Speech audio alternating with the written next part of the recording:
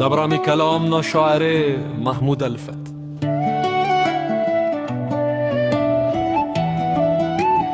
اوکان پدا شعری کے فرمائش کرینو کوئٹہ سریابان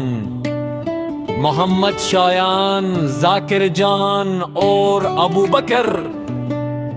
خوشی کبو چاپ خلبو شرجیل جانا برا میں خوشی کبو چاپ خلبو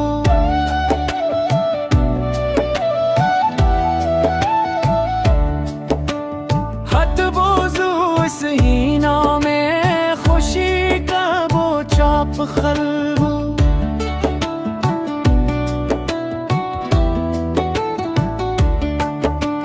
شرجیل جانا برا میں خوشی کبو چاپ خلبو حد بوزو سہینا میں خوشی کبو چاپ خلبو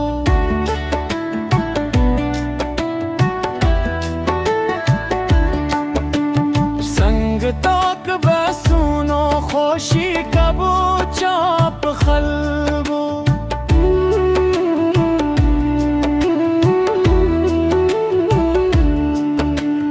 ہار اس ہور کی نہیں سن خوشی کبو چاپ خلبو شرجیل جانا برا میں خوشی کبو چاپ خلبو حد بوزو سہینا میں خوشی کبو چاپ خلبو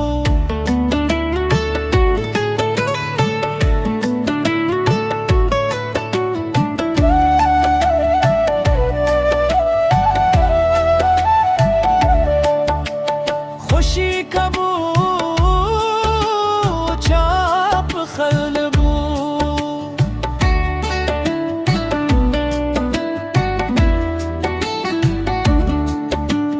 خوشی کبو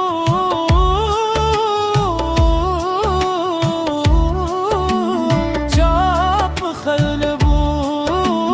حارس ہو دو کی ناسبو خوشی کبو چاپ خلبو